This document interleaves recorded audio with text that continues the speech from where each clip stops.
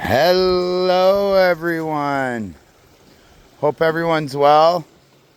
Well guys, it has been a long time since I've had a live video. I've been reposting a whole load of some of my good videos. Alright, so a lot has changed. Actually, a lot of really unfortunate things. Look, we have Mushu here. So Mushu has separated himself. We have lost about 10 of our major fish, our big guys. I don't know if you recall, I was talking about cold water bacteria. Well, I finally got some, but yeah, we lost Blue Nose, we lost Big Mama, we lost snake, a lot of our really big fish, our biggest fish. It's a combination of all the runoff. Like, we had a lot of snow. I turned off this waterfall because we were losing water. So because of that, we were adding water. And with not having cold water bacteria, it just was not good. They ultimately were getting bloated, and it's just because of poor water quality. It's actually a super unfortunate thing. A good thing though, we have bought some other fish, which we haven't put in yet, and I'm hoping we have some of the a couple babies from Blue Nose in here. So you can actually see right here, right there, there's a dead toad. I gotta get him. But overall, the clarity is really good. It was really bad at one point. So anyways, you gotta move on. We had one event with our filters years ago where they just stopped working. We weren't home. We had someone watching it, and a bunch of our fish died. So unfortunately, sometimes life happens, and all we got to do is learn from it. So I've learned that I gotta put cold water bacteria in. Plain and simple. But look at that, doesn't it look great? So happy that it's finally clear. Finally. Remember, like and subscribe. We are up to over 34,000 subscribers now. Yay! So, yeah, thank you. So we're gonna see what happens to him. It's never a good thing when the fish kind of separate themselves and they go in the corner. That's what Big Mama did. She was swimming around when she wasn't supposed to. All the fish should, in theory, be like this. They should be at the bottom, not really moving, just kind of chilling. Yeah, who else did we lost this this one we got from someone for free. It was orange and black. Like, we've lost like 10. We lost bass. We lost so many. It's so sad, actually. And like our biggest ones. So one thing I'm curious about this year is to see who comes up. Oh, we lost Bailey. We lost all our leaders. Bailey was our initial leader. Bailey was a scaleless white, just straight white fish. Big Mama was probably the most beautiful one I had, like in terms of competition. She was red, white, and black. And then Blue Nose, well, she had the Blue Nose and she was all black. A huge fish. I just think because of all the changes in the parameters of the water, that it was just ultimately too much for the big fish. I'm really hoping Mushu. Mushu's a scaleless koi, and we call him Mushu because he's got long whiskers. But like, he's still alive. He's just chilling there. But doesn't look good. Once we put the this in, the pump back in, it definitely made a huge difference. Look at this. Look at the ice. So it's really cold today. So yeah. So we're doing maple syrup right now. So I'm gonna show you. So right now, a lot of the sap, because it was like minus 10 Celsius, a lot of the sap is frozen. There's actually not a lot in here. Let's check these guys out. Yeah, see? Frozen. There's some, so there's some spruce needles in there because I got the big old spruce right here. But that's all gonna get filtered out. And then it's gonna melt. And I'll be able to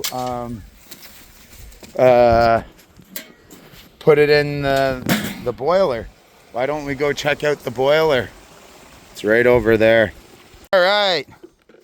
So we got ourselves some wood here.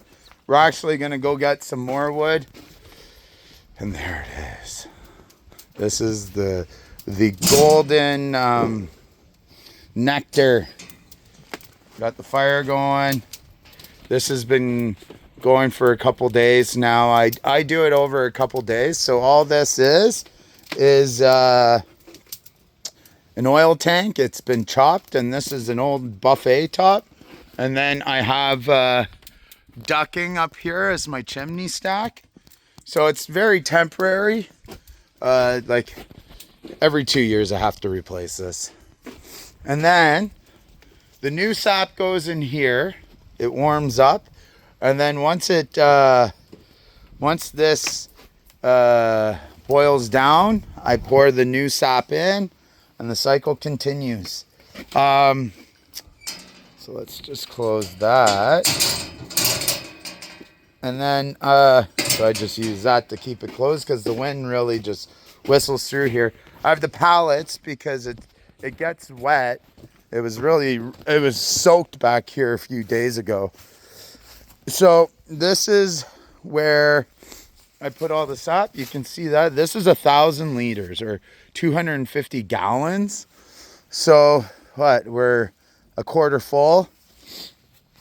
So to make 1 gallon, you need about 30 to 40 gallons of sap.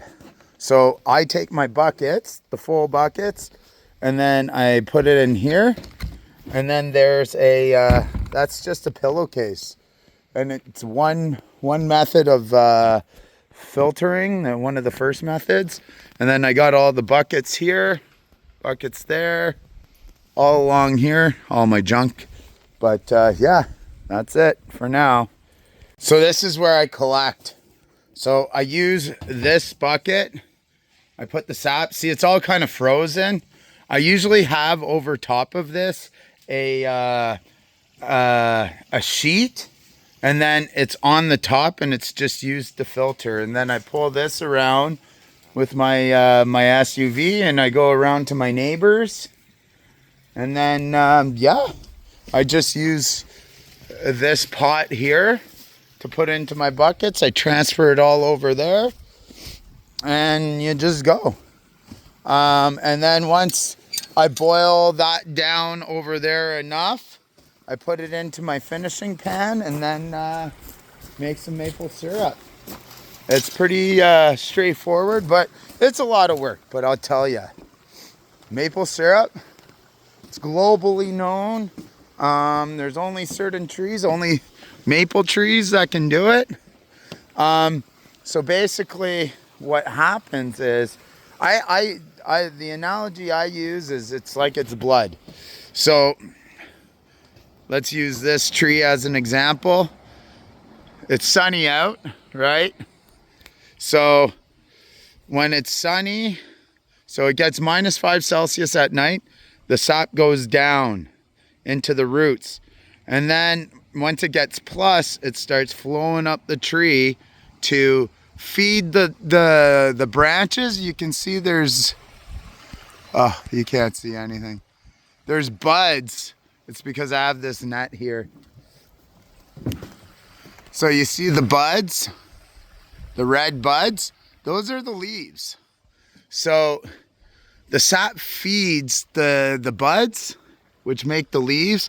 And then, so it'll go up when it's warm, and then at night it goes down again. And then it goes up as it gets warmer, and then goes down. And then once it just stays plus, the sap stays up there and feeds the leaves, and the leaves open up. But the longer you go, the darker the sap or the syrup gets, because it's more feeding to the leaves.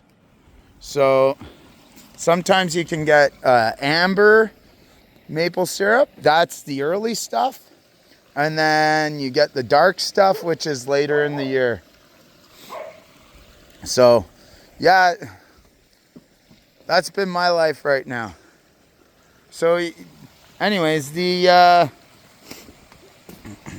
guys, I'm just happy they're starting to wake up. Super, super sad that we've lost some major fish, but it's life sometimes. So I'm definitely going to learn. Definitely turn off that waterfall at the beginning of near the end of fall. And then definitely use cold water bacteria religiously. So it's a non-negotiable now. So this guy here, Toothless is right, this blue guy in the middle. He's probably going to be our kingpin. Or this guy, this platinum guy. So we'll see. We still got a bunch of large guys. So we'll just have to see what happens. All right, folks. Like and subscribe. Do it. And we're going to get some more live videos. I hope you enjoyed a lot of my reposts of my popular videos. It was just, it's nicer to see nice foliage. Like, it's still kind of bare instead of a whole load of snow. All right, folks. Have yourselves an amazing, amazing day.